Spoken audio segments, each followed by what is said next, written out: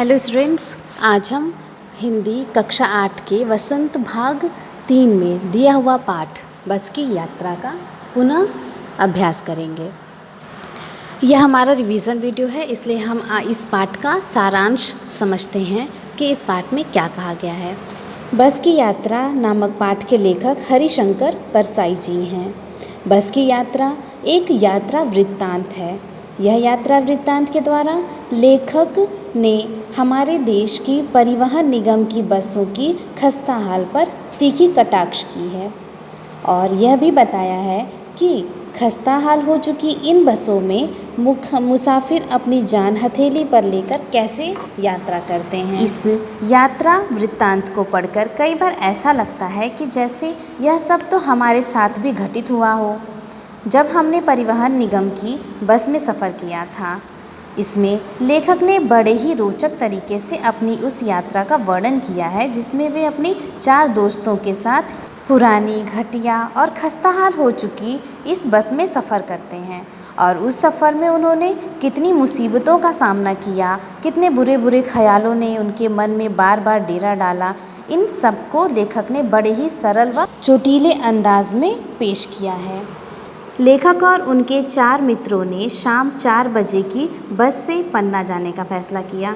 उन्होंने सोचा कि पन्ना से उसी कंपनी की जो दूसरी बस सतना के लिए 1 घंटे बाद चलती है, वो बस लेखक व उनके मित्रों को जबलपुर की ट्रेन पकड़ा देगी और वे पाँचों रात भर ट्रेन का सफ़र करके सुबह घर पहुंच जाएंगे। हालांकि जिस बस में वे पन्ना जा रहे थे, बहुत से लोगों ने उन्हें उस बस में जाने से मना किया। उनका कहना था कि यह बस खुद ही डाकिन है, लेकिन लेखक और उनके दोस्त तो फैसला कर चुके थे, इसलिए वो उस बस से ही सफ़र करेंगे। जब उन्होंने पहली बार बस की हालत देखी तो उन्हें लगा कि बस तो पूजा के योग्य है।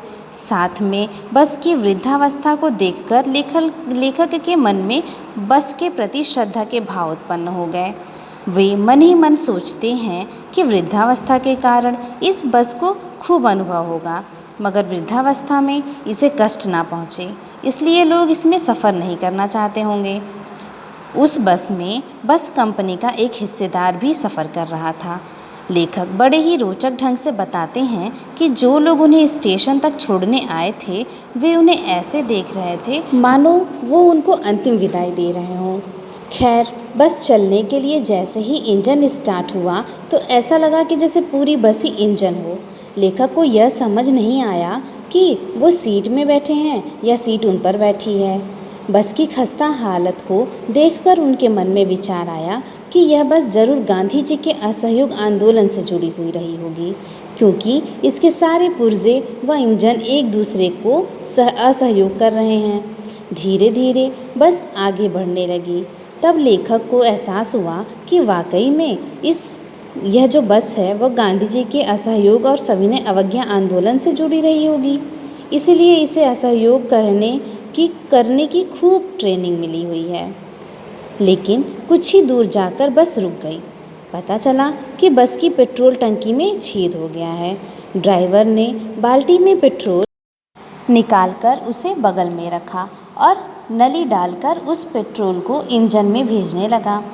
लेखक को ऐसा लग रहा था मानो थोड़ी ही देर में बस कंपनी का हिस्सेदार इंजन को निकालकर गोद में रख लेगा और नली से उसे पेट्रोल पिलाएगा, जैसे एक माँ अपने छोटे बच्चे को दूध की शीशी से दूध पिलाती है। खैर, थोड़ी मशक्क़त के बाद बस दोबारा चल पड़ी और जैसे तैसे आगे बढ़ने लगी। लेखक को लग रहा था कि कभी भी बस का ब्रेक फेल हो सकता है और कभी भी उसकी स्टीयरिंग टूट सकती है। इन्हीं आशंकाओं के बीच लेखक ने बाहर की तरफ देखा तो सुंदर प्राकृतिक दृश्य दिखाई दे रहा था। दोनों तरफ बड़े बड़े पेड़ थे जिसमें पक्षी बैठे थे, लेकिन उस वक्त लेखक को वो पेड़ किसी दुश्मन की भांति ही लग रहे थे। वे सोच रहे थे कि कभी भी हमारी बस किसी भी पेड़ से टकरा सकती है या झील में गोता खा सकती है। तभी अचानक बस फिर से रुक गई। ड्राइवर ने बहुत कोशिश की, मगर इस बार बस चलने के लिए तैयार ही नहीं थी। कंपनी का हिस्सेदार जो बस में बैठा था वह लोगों को बार बार भरोसा दिला रहा था कि बस तो अच्छी है, लेकिन कभी कभी ऐसा हो जाता है, डरने की कोई बात नहीं है, अभी बस चल पड़ेगी। धीरे धीरे रात होने लगी और चांदनी रात में उन पेड़ों की छाया के नीचे खड़ी वह बस बड़ी ही दुखियारी बेचारी दिखाई दे रही थी।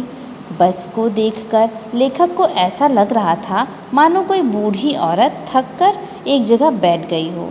बस की हालत देखकर लेखक को आत्मग्लानि भी हो रही थी।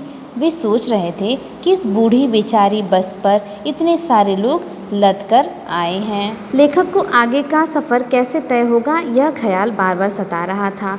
तभी हिस्सेदार साहब ने बस के इंजन को सुधारा और बस आगे चल पड़ी। उसकी चाल पहले से और अधिक धीमी हो गई थी और अब तो उसकी हेडलाइट की रोशनी भी बंद हो चुकी थी। चांदनी रात में रास्ता टटोलते हुए जैसे तैसे वह धीरे धीरे आगे बढ़ रहे थे।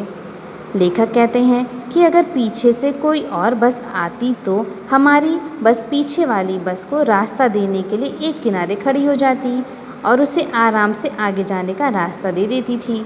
कछुआ चाल से चलते हुए जैसे ही बस एक पुल के ऊपर पहुंची तो उसका टायर फट गया और बस जोर से हिलकर रुक गई। अनहोनी आशंका से लेखक का हृदय कांप गया। खैर जैसे तैसे दूसरा टायर लगाकर बस को फिर से चलाया गया, लेकिन अब लेखक और उसके दोस्तों ने पन्ना पहुंचने की उम्मीद छोड़ दी थी।